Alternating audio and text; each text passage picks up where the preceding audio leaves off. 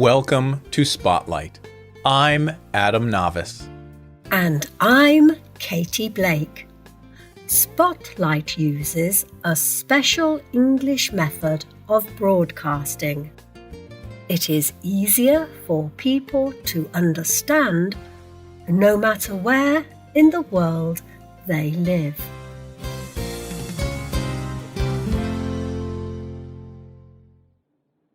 Imagine a long dirt road. The country around it is dry. Small brown plants grow from the dry ground. A man lies on the side of the road. He is very hurt. Thieves have taken his money. They have beaten him very badly. Without help, he will die. Soon, two people from his country walk by, but they do not stop to help. Both believe they are too busy. Then a third man passes by. He is not from the man's country. Instead, he is from a foreign country.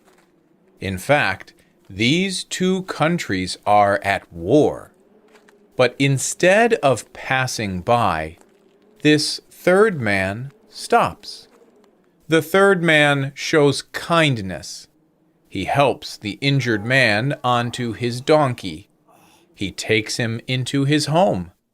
He cares for the injured man and nurses him back to health. It does not matter to this third man if the injured man is from a different country. He sees someone who is in trouble, and he helps. This is a story from the Christian Bible. It is called the story of the Good Samaritan. It tells Christian believers to be kind, even to their enemies. Most religions have stories like this. Most religions tell us to be kind to each other. These may seem like commands given with little reason. But did you know there are also scientific reasons why a person should be kind? Kind people are happier, and they may even live longer. Today's spotlight is on the science of being kind. Most people know that being kind feels good. Helping someone in need makes us feel positive.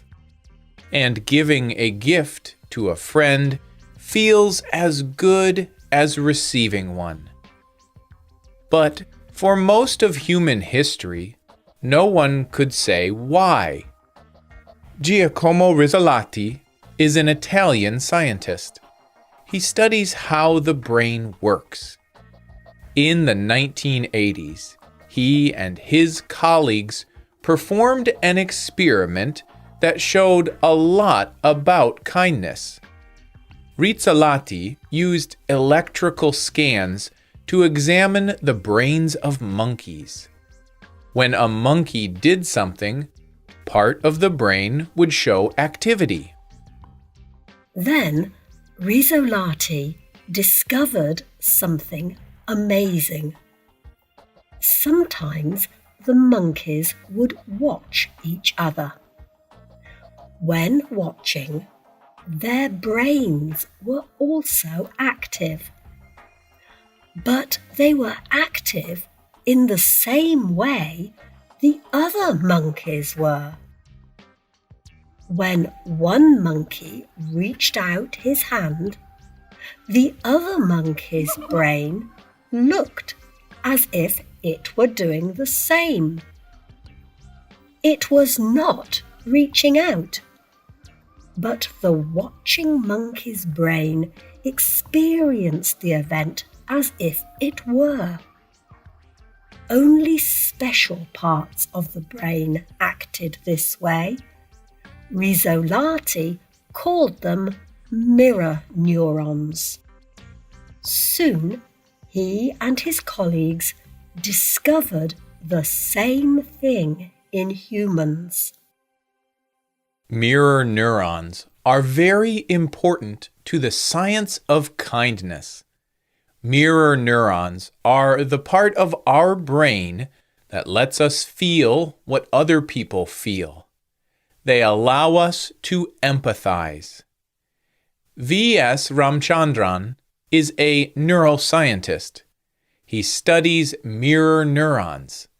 He spoke to Greater Good magazine about why he thinks mirror neurons are important for empathy. These mirror neurons are involved in empathy for pain. To really empathize with your pain, I need to experience it myself. That is what the mirror neurons are doing. They help me to feel your pain. I experience the same pain as if someone were to hurt me directly. That is the basis for all empathy. Empathy is the first step toward kindness. It lets us know when people are sad or hurt. We know mirror neurons help us feel other people's pain. But mirror neurons also allow us to feel when other people are happy. When we see others smile, we often smile. In being kind to others, we feel their happiness. The happiness we get from being kind also may be good for our health. When we are kind, our brain releases chemicals called neurotransmitters.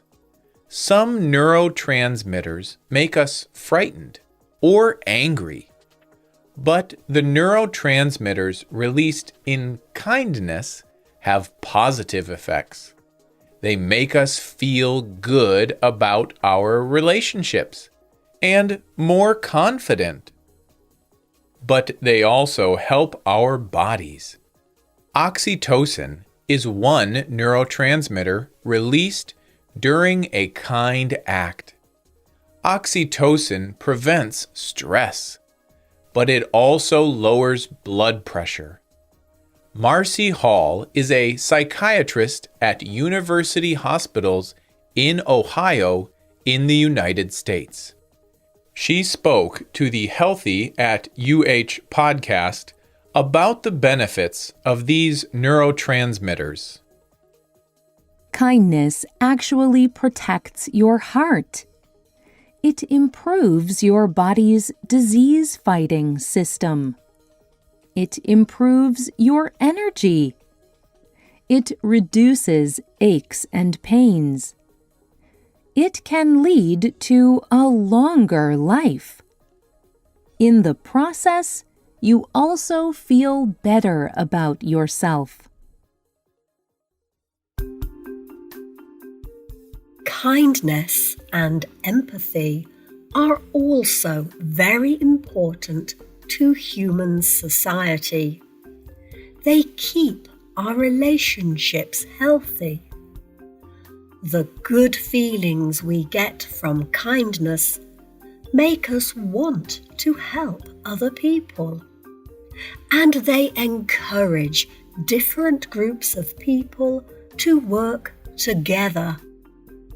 Without empathy, our communities would be very different. They might not exist at all. One well-known theory is described as survival of the fittest. This idea is based on a theory by Charles Darwin. This theory says that the strongest and best people are the ones who will survive and continue. But Helen Reese disagrees with this idea. Reese is the director of a program that teaches people how to use and improve empathy. She wrote a paper called The Science of Empathy. In it, she explained why people have empathy. Why is the human brain designed this way? If life were only the result of survival of the fittest, we would only fight people. We would not care about responding to suffering. Our ability to see others suffering allows us to feel and understand their pain. The personal distress we feel often influences us to show kindness. The survival of humans depends on helping others. Being kind reduces our own distress. Kindness is not just something nice you do for someone. Kindness is part of what makes us human. Without it, we would not be able to work together. We would not want to. Henry James was a famous English and American author. He wrote many books that explored the human experience. In 1902, James spoke to a young family member. James told the young man these wise words. 3 things in human life are important. The first is to be kind. The second is to be kind. And the third is to be kind. Do you think kindness is important in your life? Tell us about one time you were kind. How did it feel? You can email us at contact@spotlightenglish.com. You can also find us on YouTube, Facebook, Instagram, and Twitter. The writer of this program was Dan Chrisman. The producer was Michio Ozaki. The voices you heard were from the United Kingdom and the United States. All quotes were adapted for this program and voiced by Spotlight. This program is called Why Being Kind Can Make You Healthy. Visit our website at www.spotlightenglish.com to download our free official app for Android and Apple devices. We hope you can join us again for the next Spotlight program. Goodbye.